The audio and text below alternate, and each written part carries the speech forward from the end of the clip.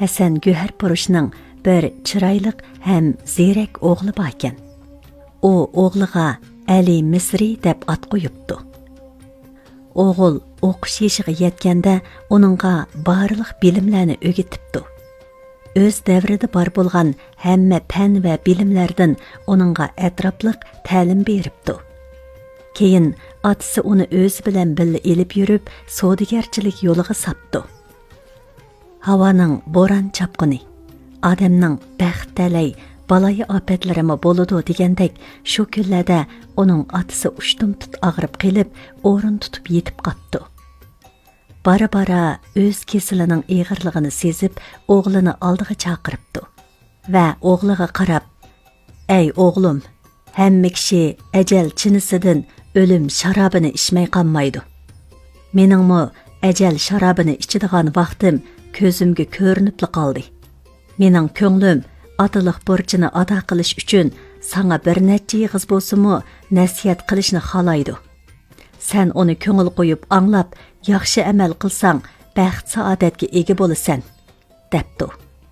Ali Misri otasining oldida yig'lab turib, "Ey ota, qani desizlar, men hammasiga amal qilaman," deb javob beribdi. Hasan Güherpurush o'g'lining so'zini anglagandan keyin ko'nglini to'xtatib, uningga qarab, "O'g'lim, men bu mol dunyolarni sen uchun to'plagan. Kunligingga 500 dinarlab sarf qilsangmi, bir beshingga yetadi.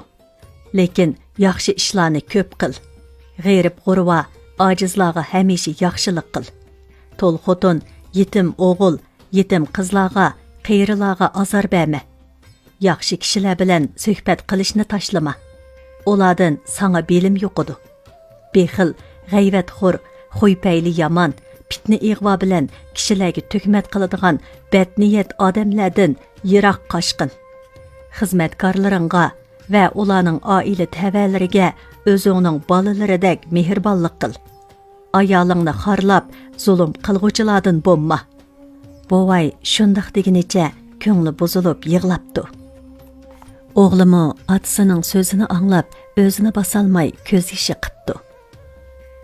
Bir hazodan keyin bovay o'g'ilning peshonasidan, yuzidan, ko'zidan suyib, qattiq bir tortib, jon uzibdi. Hamisha odamlarni xushal qiladigan bu uydan yig'izori ovozi ko'tarilibdi.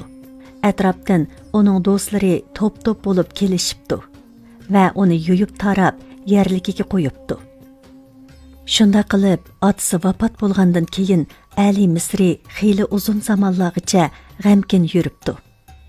Shundaq kunlarning birida bir necha boyvachi og'inilari uni izlab kelishibdi va uningga, "Ey Ali Misri, qichiringni men. Bugun shahar sirtidagi bog'larning birida bazmi qilayli. G'am qayg'ular bir taraf bo'lsin," deyishibdi. Ali Misri ularning taklifiga ko'nib, qichirig'i minibdi. Xizmatkorlaridan birini o'ziga hamroh qilib, ular bilan bog' saylisiga beribdi. Taomlar tartilibdi. Ular yeb ichishib, kulki chaqchaq bilan o'ltirib, kun o'ltirganda andin tarqilishibdi. Ikkinchi kuni atiganda u kishilar Alining uyiga yana kelib, "Mang" debdi. "Qayerga boramiz?" "Bugun boshqa bir bog'da tomosha qilamiz. U tunugunki bog'danmi go'zal." Shuning bilan Ali qichirig'i minib, ular bilan heliqi boqqa beribdi. Ular tamoqdan keyin har tarafdan so'zlashib o'ltirib, sharob ichishibdi. Ichish navbati Ali Misrga kelganda, u "Bu nima?" deb so'rabdi. Ulardan biri sharob quyilgan jamni qo'liga elib, "Bu shundaq narsaki, kishilarning ko'nglidan g'am qayg'ularni yiroqlashtirib etadi," deb uni ta'riflab maqtashga boshlabdi. Bu ta'rif va takalluflar bilan oxiri Ali Misri uni ichishga ma'qul bo'pti. Ali shu kuni qosh qarayganda andin uyiga qaytib ketdi. Ayoli uni bu holda ko'rib, "Bu qandaq ish? Bugun men sizni bundaq bir holda ko'raman deb zodil o'ylamagandim," debdi. Ali Misri, "Zamondoshlarim bilan bog' saylisiga chiqqan edim. U yerda ichimlik deydigan mana shundaq bir narsa bor ekan. Uni ichganlar mana menga o'xshab qoladi ekan," deb javob beribdi. Onun ayoli erining so'zini anglagandan keyin, "Ey xo'ja, siz atыңыздың vasiyatlarini unutishga boshladingiz. Atыңыз sizga xo'ypayli yomon badniyatlarga aralashma degan edi. Siz bu gaplarni asdan chiqarib qo'ydingiz." debdi.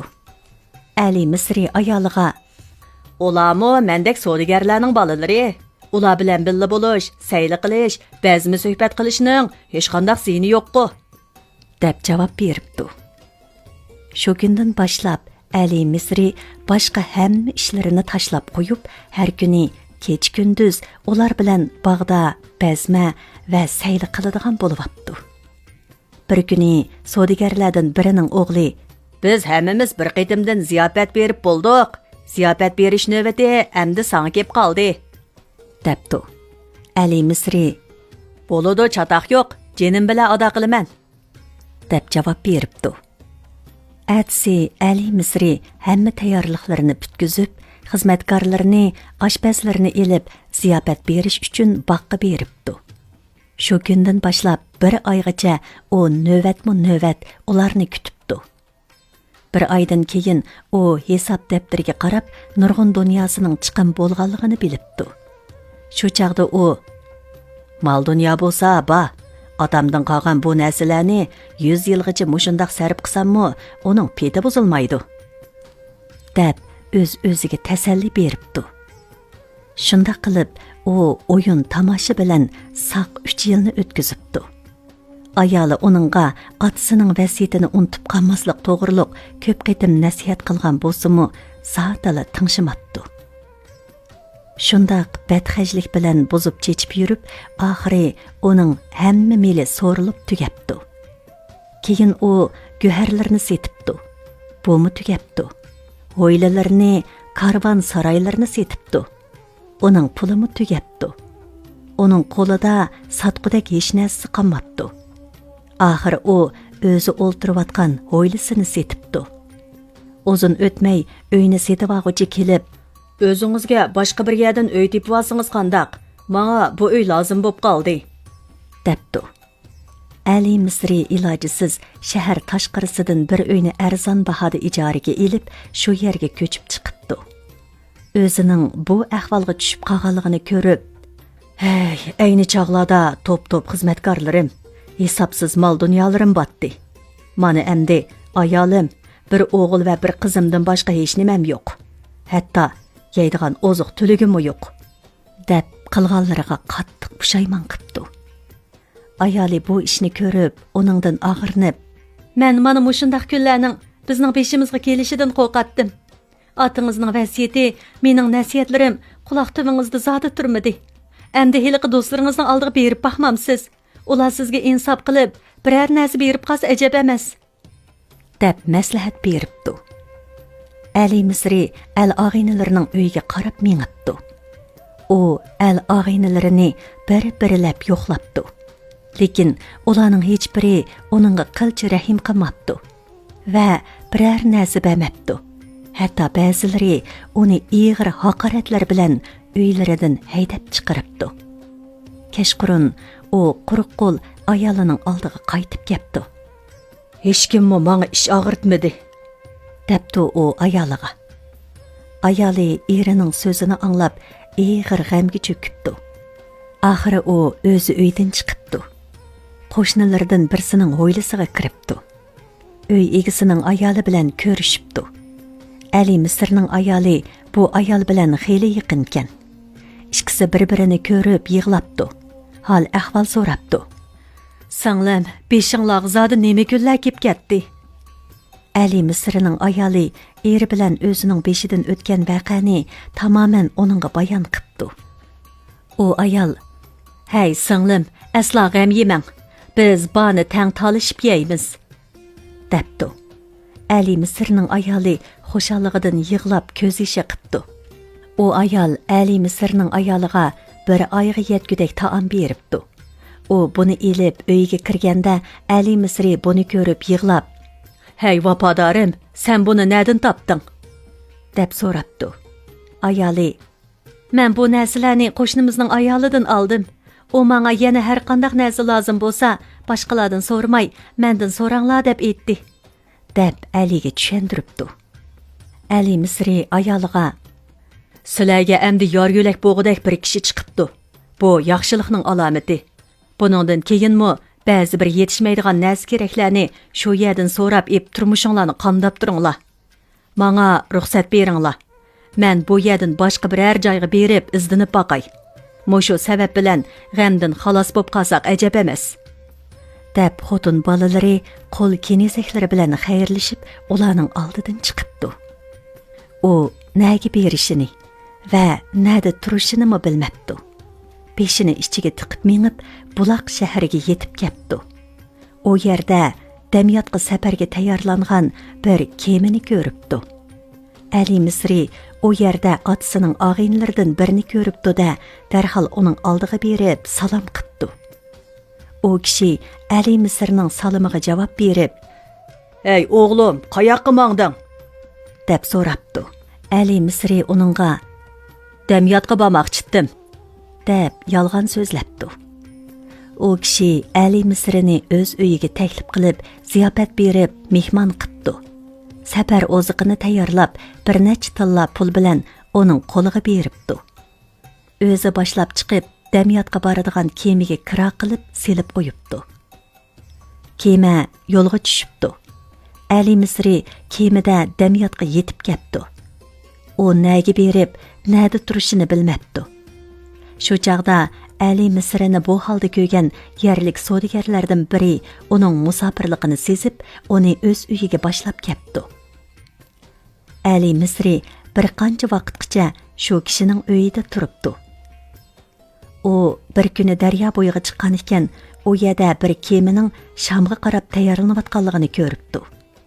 U uy egisi bilan xo'shlashib kelib, darhol kemaga tushibdi va sog'-salomat Shamga yetib kelibdi.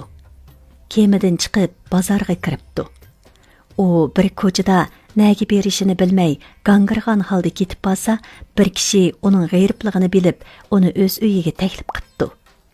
U bu uydami xeyli vaqtgacha yetib, ishlariga hamkorlashib yuribdi.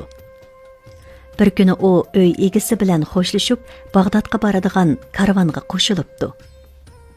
Ali Misri karvonlardan birisining ko'ngliga yiqib qopdi. U bu yigitga ichini og'irtib, uning g'izo tamiqidan xabar olibdi. Ular shundoq yurib, bir manzilga yetibdi. Bu yerdan Bag'dodga bir kunlik musofa qolgan ekan.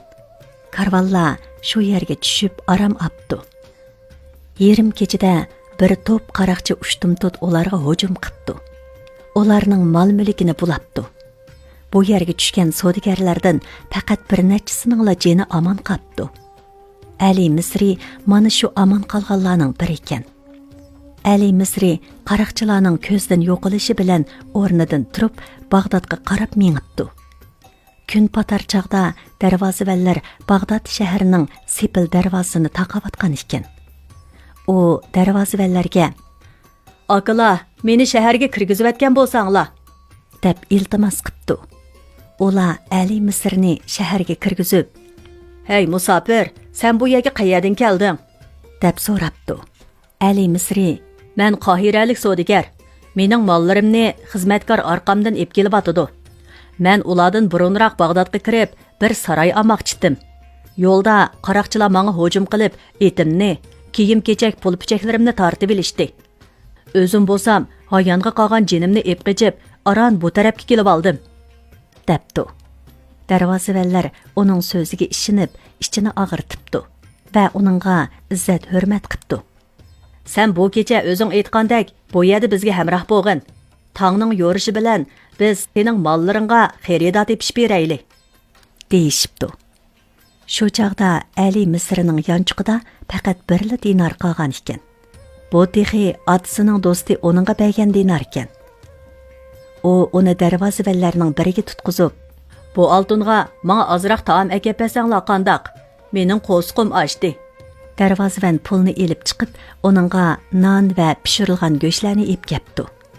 U darvozavallar bilan birga g'izolanib, qo'sqini to'yg'izgandan keyin shu yerda uxlab qolibdi.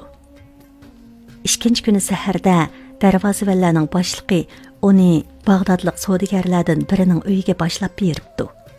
va Ali Misrning aytganlarini savdogarga so'zlab beribdi. U savdogar Ali Misrni nihoyatda cho'ng va boy savdogar deb gumon qilib, uningga to'n yepibdi. Bir qur eng esil kiyim-kechaklarni ip kirib, Ali Misrning oldiga qo'yibdi. Taomdan keyin u savdogar xizmatkorlardan birini chaqirib, uningga "Sen bu mehmonni ip berib, heliqi ishki ho'ylani ko'rsatgin. Qaysini xolasa, shuning oshquchini bu kishiga bergin" deb ko'rsatma beribdi. Ali Misri u xizmatkor bilan bir mahallaga beribdi. U yerda ishga emas, tutash silingan 3 ho'yla bor ekan. Hammasiga qulub silingan ekan. Xizmatkor birinchi, ikkinchisini Aliga echib ko'zitib, uchinchisini ochmabdi.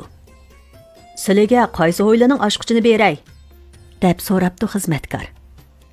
Ali uningdan "Bu ho'yla kimning?" deb so'rabdi. U kishi "Bu 3-chi ho'ylami bizning xo'jamizning, lekin bu ho'yla bek xatarlik. Bu ho'ylaga kirgan kishining atisi o'ligi chiqadi. Shuning uchun bu ho'ylaning ishigini xo'jam echilmaydigan qilib taqagan. Bu ho'ylani sizlarga ko'rsatishga jur'at qilmaganimning sababi shu" debdi. Ali Misri "Bu dal mening ko'nglimdagidek bo'lmadimi? Bu yerga kirib o'libli ketsam, hamma xijolatchilikdan qutulmamdim" deb o'ylab xizmatkorga "Bo'ldi, gapingni qo'y. Bu ho'ylani menga echib ko'rsatgina" debdi. Xizmatkor ilojisiz darvozani echibdi. Ho'yla to'limi cho'ng va osod ekan. "Bu ho'yla menga yiqib qoldi. Oshquchni bergin" debdi Ali Misri. Xizmatkor "Men xo'jamning roziligini olmay turib, oshquchni silning qo'llariga berolmayman" debdi hodiqib. Va u bu ishni so'rg'ili xo'jasining qishig'i beribdi. "Qohiralik yiliqi savdogar 3-chi ho'ylada turman deb ching turib yelvatdi. Xo'jam, sizningcha qanday qilsak bo'la?" Uzun o'tmay savdogarning o'zi yetib kelib, Ali Misrga "Ey Ali Misri, bu ho'ylada o'ltirsang halak bo'lasan jimo" deb ogohlantiribdi. Ali Misri "Ey xo'ja, men bu ho'yladan boshqa ho'ylada o'ltirmayman.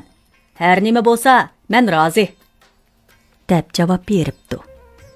Savdogar uni qoyil qilolmaydiganligiga ko'zi yetib, amalsiz "Undaq bo'lsa, bu qog'ozga yozilgan so'zni o'qib chiqib qo'l qo'ygin. Agar o'lib ketsang, uni o'zingdan ko'y.